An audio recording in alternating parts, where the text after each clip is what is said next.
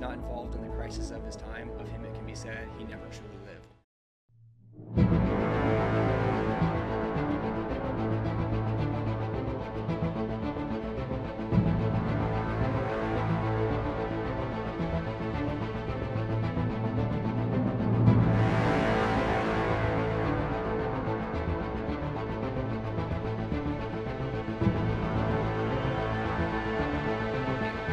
Our similarities are such that my traumas may have come from before combat, but their traumas are so close to the same. It may have nothing to do with combat. It's trauma in general, right? So it's just being human again, and looking back on that and saying, you know, we don't need all these labels.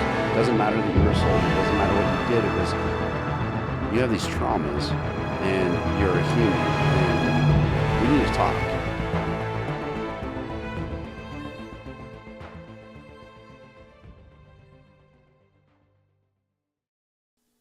Hey, what's going on, Team Trek family? Welcome back to another episode. In the studio tonight, I got my buddy Chris stopping by. He's going to talk to us about his journey on the Appalachian Trail, and it's freaking super cool. So check this out, man.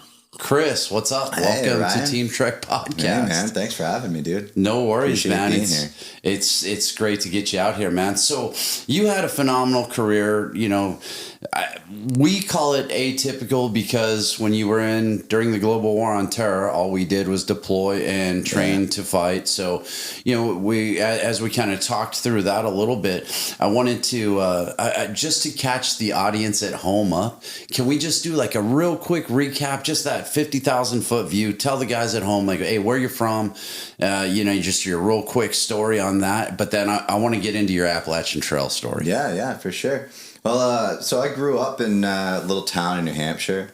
It was a good time. Like, I had a pretty basic bring up, single mom, my brother, you know, growing up in high school. Was your brother older or younger than you? He's older, yeah. My half brother, yeah. Okay, so how close were you guys in age?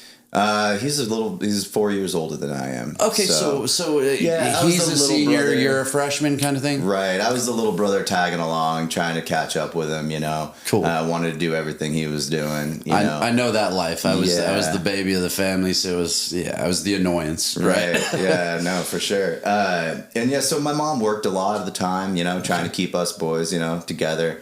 We definitely, you know, we raised some havoc for sure, you know, in our young age. But then, you know, growing up in an environment just kind of didn't really have a lot of direction, got into some trouble in school, definitely wasn't the best academic student, you know, as you will.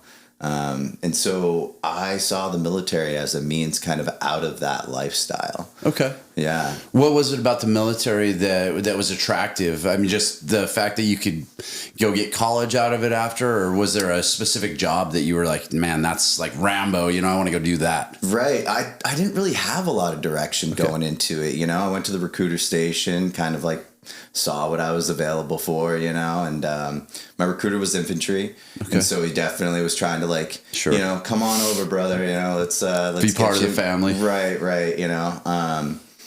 So I gravitated towards that a little bit more. College definitely was a motivator. Like I said, growing up in that kind of environment, you didn't really have a lot of direction, you know, didn't have a lot of you weren't afforded the opportunities, right? Like you just didn't have the money. Right. Didn't afford the opportunities. High school, I really wasn't building myself up towards that avenue. Right. So, you know, I found myself 18, getting out of high school.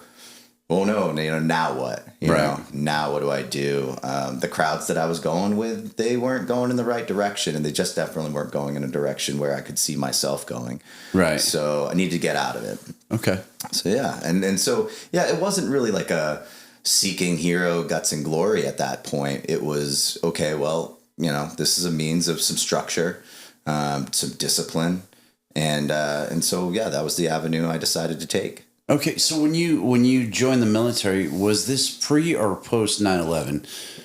This was right after 9/11. So we the bomb or the planes hit about a year prior to me signing papers. I knew the environment we were kind of going into. You know, I had seen it on the news. I was old enough to realize what was going on. And so, yeah, there was a fear of it essentially, or a worry about it. But yeah, so it was right after. Okay. So you said you weren't necessarily chasing the glory of going to war, but you knew, with some certainty that you're most likely going to be getting deployed into a combat zone, and you're okay with it. Right. Yeah. And at a young age, you don't really know what that looks like, right? Sure. Yeah. You're joining the military. You're going to seek for, the GI Bill is definitely a big motivator, constant paycheck as well. And I mean, I grew up, digging in the dirt, playing guns, running around in the woods with my brother. So it definitely aligned with some kind of familiarity, Okay, so we kind of glossed over it a little bit. You were in during the Global War on Terror as an infantryman. So how many deployments total did you do? Overall 5. Yeah, throughout the 20 years that I was in, deployed 5 different times. Yep. Wow. So basically, like we opened with, you were deployed, came back home, trained up to deploy again, maybe moved to a new base, and that's what your career looked like. So for 20 years, train for combat, go to combat, come back, reset, train for combat, go to combat, come back. Yeah, it was definitely a revolving door that you kind of get yourself caught into. Yeah, sure. So it's go for basically your 20-year career. Yeah, and now you're coming to the end of that 20-year career. Who are you as a person after all of this? I mean, you told us kind of who you were, a little bit lost coming out of high school. Now 20 years later, you're about to come out of the military.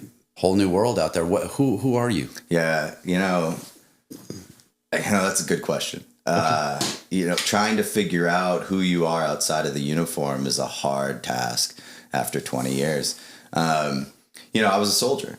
It's what I knew. It was day in, day out. You live that life, you eat, breathe, sleep the infantry. And, so it was a question I had to ask myself too.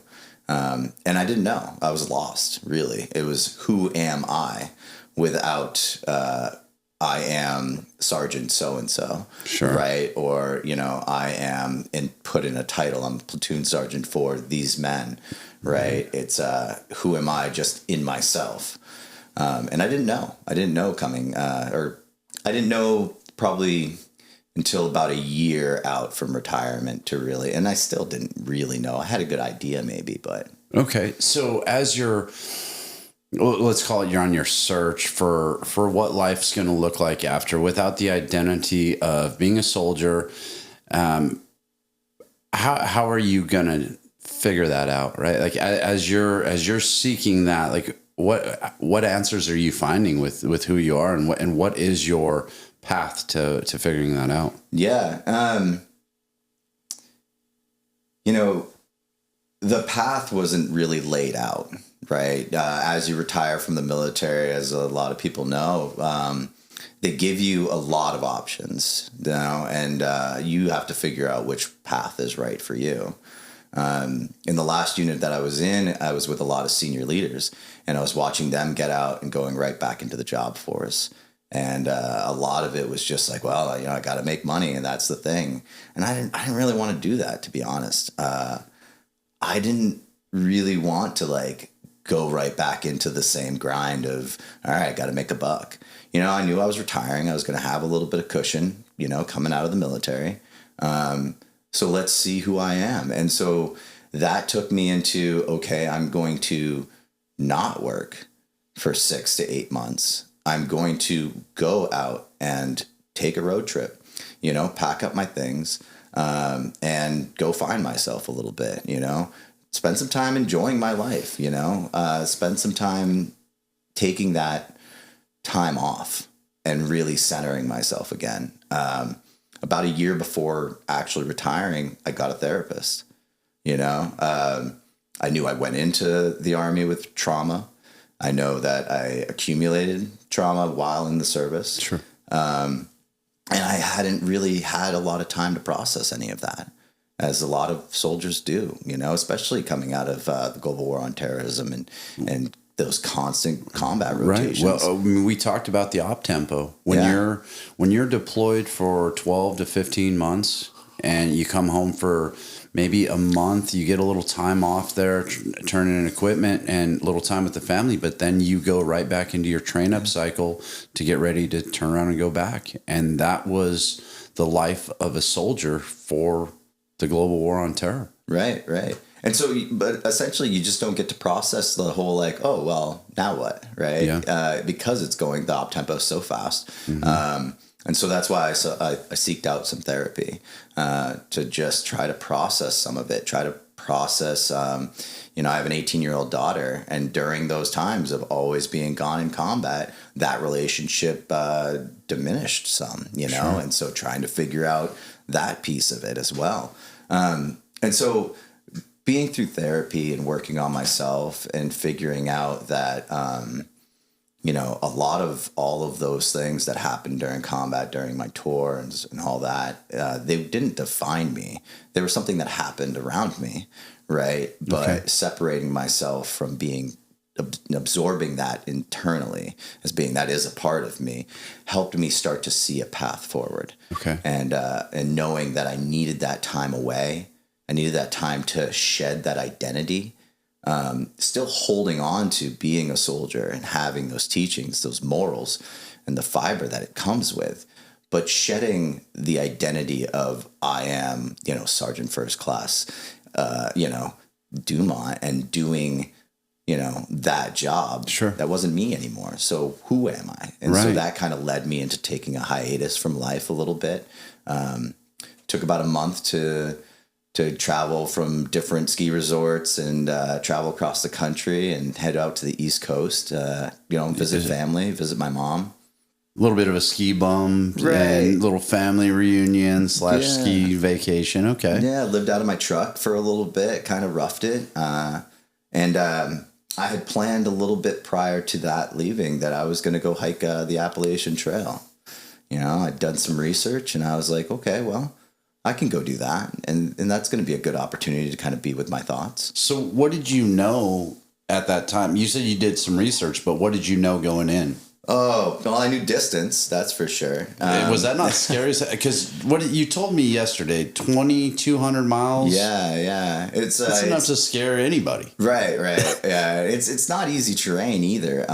You know, some of the early portions of the Appalachian Trail goes through Dahlonega. Okay. And that's, you know, mountain phase of Ranger School. And so I've been on that section before. Yep. I trained out there in Ranger School. And so I knew I was going to go revisit those mountains. And they are definitely not easy mountains to climb. Was it different doing it as a civilian and knowing you're not getting graded? You go at your own pace. Was it different? Right. Yeah, it was. There was some nostalgia a little bit because you can still hear a little bit of the training going on and the gunfire in the back.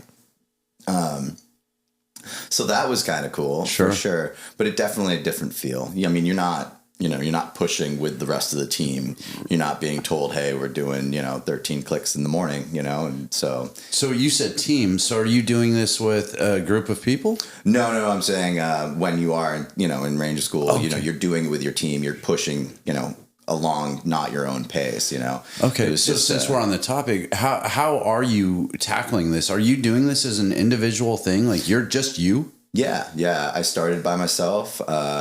Had my packing list ready to go, which was definitely one of the parts that I had to dial in at an early time. Sure. It's like figure out exactly what my pack was going to look like, what gear I wanted to go through. Went through a lot of forums for that and like reaching out to other people and just kind of seeing what other people have used and dialing that in. Because the weight, it's you're using a lot of lightweight stuff because, as you resupply, 2,200 miles, that starts to weigh on you quick. We used to say what ounces equal pounds? Ounces equal pounds, right? Absolutely. Yeah. So everything matters. Yeah. Yeah. I mean, you get people, and I did it the same. Like I cut the end of my toothbrush off just so you just have the bristles. So you're dropping a half an ounce here, a half ounce there, but hey, it all equals pounds. It matters. Absolutely. Yeah. So tell me about Because I'm blown away. I can't even think about it, right? 2,200-mile hike. How long are you planning on being out there? As you're building this packing list out, I mean, you're able to resupply along the trail, obviously. Yeah. But how long are you planning on being out there? I didn't really have like I kind of had a loose goal of I wanted to get it done in about 4.5 months, 5 months. There's a lot of people that are doing it faster, younger, faster, stronger kids are out there cruising that thing. Wow. But I just had the expectation of kind of finishing right around August. I wanted to be done by then my daughter's birthday because there was a goal of I get done, fly my daughter back out to the East Coast, and then we would road trip back to the West Coast. So that was kind of like my hard time frame. Heck yeah. Yeah. Right on. So what kind of people are out there on the trail with you? I mean, I can only imagine it would be pretty much, your hippie-esque granola types for the most part, but what did you experience? I mean, that's just my guess. No, I mean, you run into everybody. And I ran into grandmothers out there, just had retired. A lot of people, it's you either get the younger kids that are coming out of college on spring break, right? Okay. Or the kids that just graduated high school and now they're going through that process of trying to figure out who they are, to couples that are just now retiring at 70 or 65, and they were like, we've always wanted to do this. Bucket list kind of thing. Right. Okay. And so they're doing it together. You've got people that are out there trying to do it as fast as they can. And I mean, there's guys just pushing. Yeah. There's people out there that are like, well, I got to do another 40 miles today. And you're sure. Like, I mean, this could be a competition in just a multitude of ways, right? Yeah. Compete or, like completing it is in itself, right? Absolutely. So, okay. Tell me something cool that you learned out there on the trail, right? Like, you kind of laid out the expectations of what I would see out there and what I would expect, but what did you learn out there? That's such a broad stroke. I learned a lot out there. Okay. I learned a lot about myself. I learned a lot about, one thing is like not redefining, but really like codifying what resiliency looked like for me. Taking that out of the military, and the military teaches you this perseverance, this drive, and putting your mind over matter. Walking some of those long days, and I did it. I was at 39 at the time when I did the trail. My body wasn't as well oiled as it used to be. So overcoming those knee and joint pains. Right.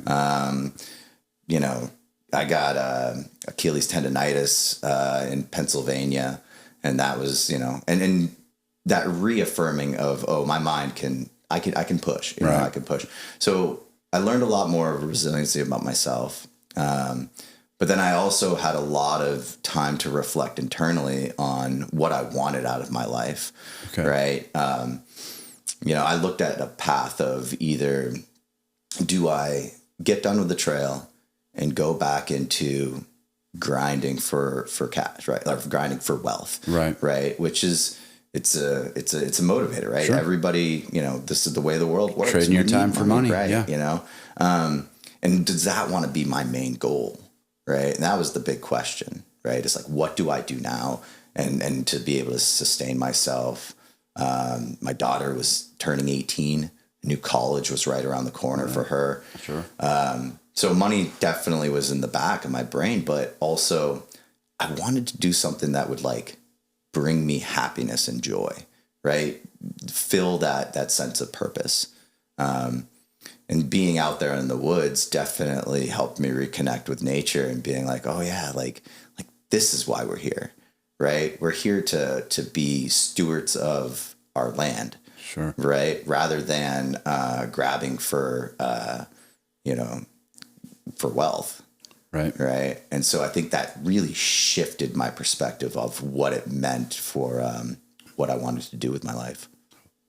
As you were talking about that, it brought up a conversation we were having earlier today about these young trees that they're harvesting right after 30 years and how furniture in itself and just things that are being built, they're not near as strong as what they used to be, because they're not allowing those trees to age, because we aren't being the stewards of the land like you talked about. We're not taking good care of it. We're just trying to pillage to make the money, right? And so okay, so that led you, so being out there on the trail, kind of getting you back to nature. Where were you at mental health wise? Like, where would you have classified your mental health? Were you depressed at all? Were you feeling pretty, where were you at?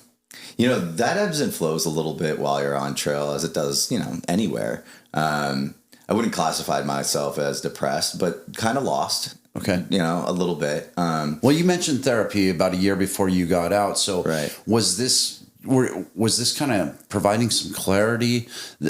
So if you spend a year talking to, a doctor, now you're out there on the trail, you got to be processing a lot of the things that you'd spent talking about for the Right. previous year. So I'm wondering, are you getting clarity from those conversations, or how is that coming into play together? Yeah. I think I took a lot of what I spoke with in therapy forward with me. Okay. Right. And so you relive and you regurgitate a lot of that information. And, you know, you start to just kind of be introspective on it. Like, oh, you know, like this trauma that I had, you know, during this time in my life, and trying to really allow yourself to think about it in an environment where you know you're safe, mm-hmm. right? You've been doing it already. You're in a comfort zone. And now you're able to process some of that and be like, oh, okay, yeah, this is something that I can choose to shut down. And it's not easy, right? Like there was times that, you know, you get homesick. There's times that you get to the end of your day and you're beat and it's raining and you're miserable and you're like, man, there was a moment on the trail that it was raining bad and I was just all wet. I'd been wet for like 2 days.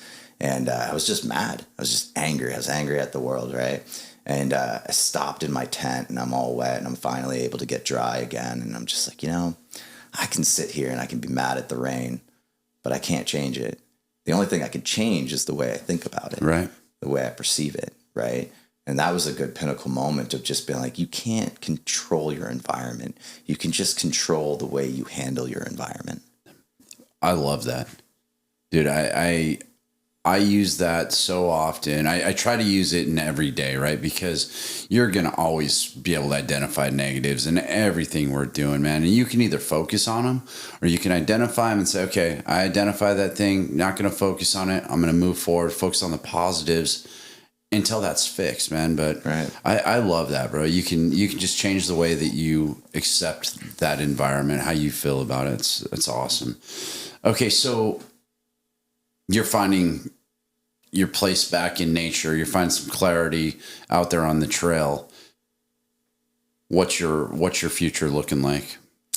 So, for about half the trail, I didn't really have any big idea. I knew that I was going to return to Washington to start going back into carpentry and building. Okay. It was kind of what I was doing a little bit before as a hobby.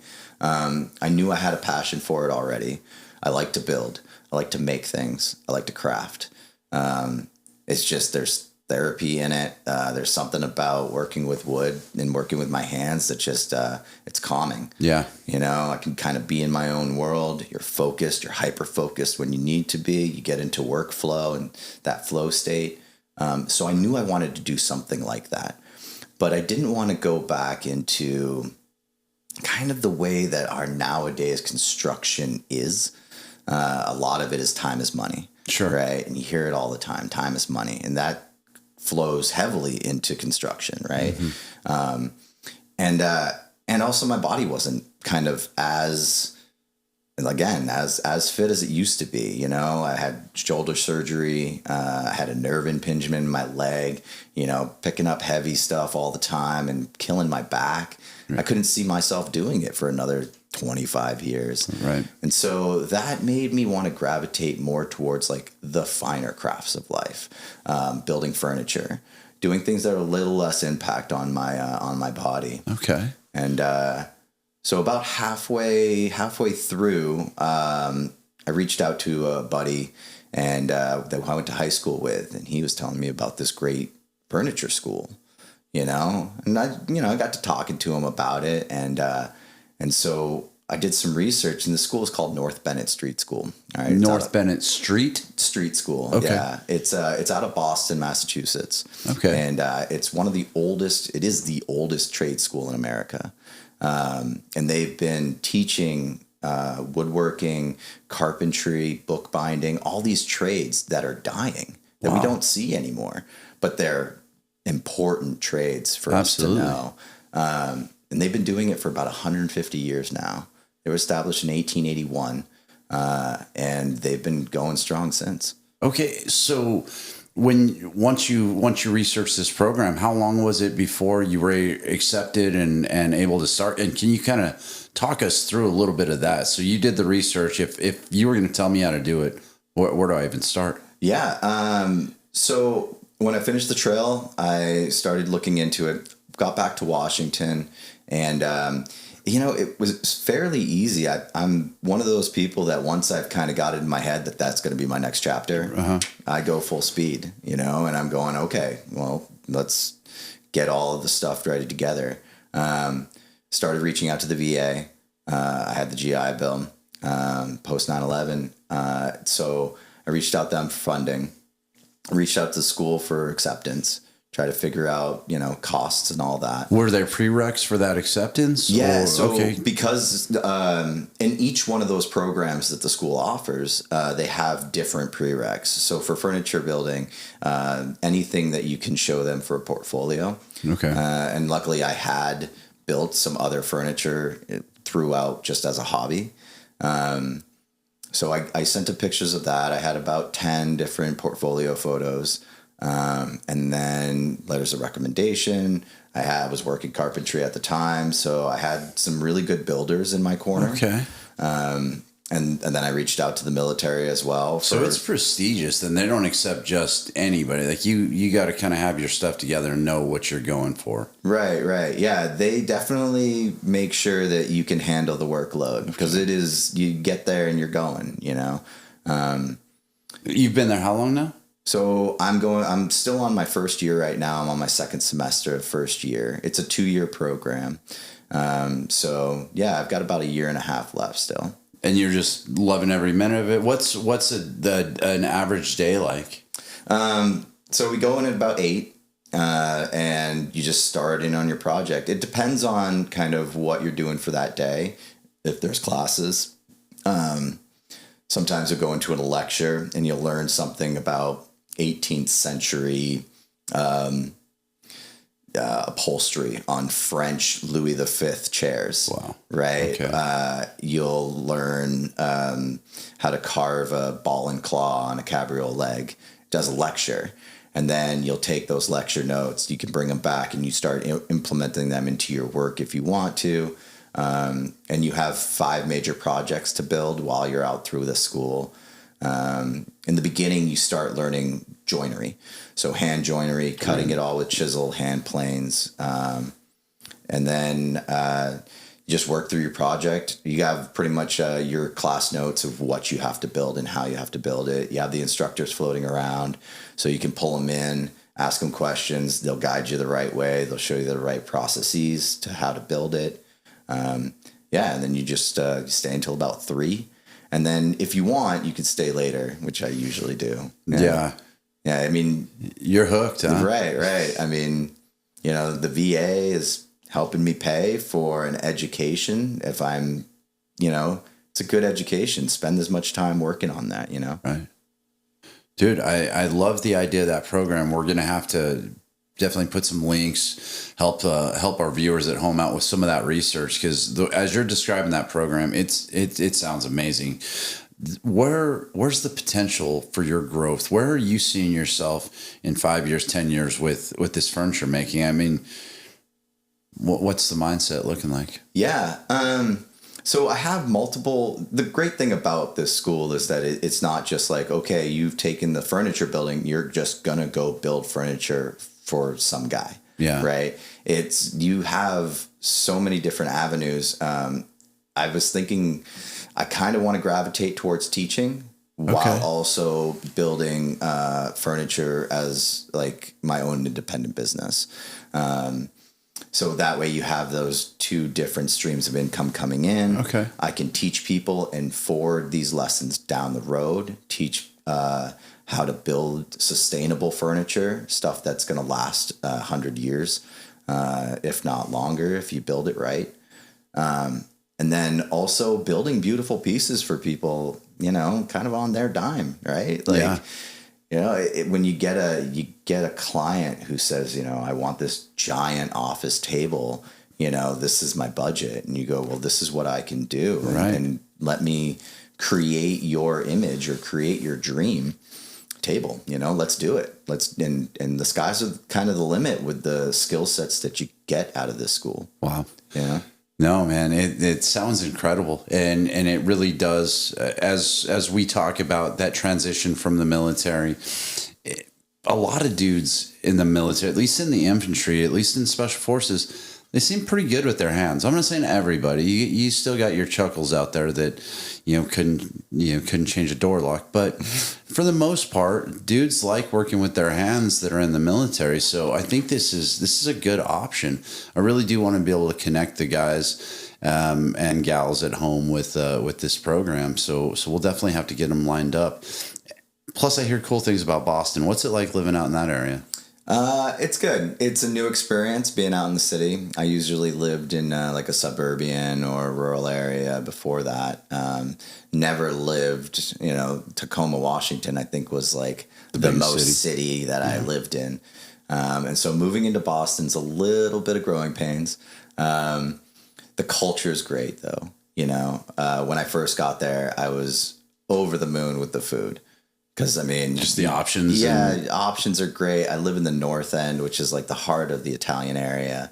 And so I can go get Italian plates in 2 minutes, and you're paying bottom dollar on them too. That's so awesome. it's great. Yeah. The quality of the food is fantastic. The art there is great. And I mean, you're at the birthplace of America in that area, so culture is just thick. Yeah, right. I'm a 2-minute walk from Old North Church, which is amazing. I get to walk right by it every day on my way to school, and so yeah, it's pretty cush. Yeah, you're still living in the city, so you do have those downs of being in the city life, constant noise pollution, people there during the summer. It's going to be a pretty chaos with tourism, but. You take them as they come. Right. And, for the guys and gals at home that are looking for that next adventure, I mean, that's really what it sounds like. We've deployed to so many different countries. We've seen a lot of different cultures, and this is an opportunity to see a new culture and, learn an awesome skill. So thank you for coming out and sharing your story with us, man. It's really cool. I know you had a great career, and, you're Ranger and you're best Ranger competition, all those things. And we just, really wanted to talk about woodworking tonight, man. Yeah. So I appreciate you bringing that in, man. Yeah, I'm glad to be able to hopefully give people a different idea or a different thought of, like with the VA supporting you, if it's in, household six's wheelhouse and they're good with it, the family's good with it, like the college route and going into trade school, learning a skill set.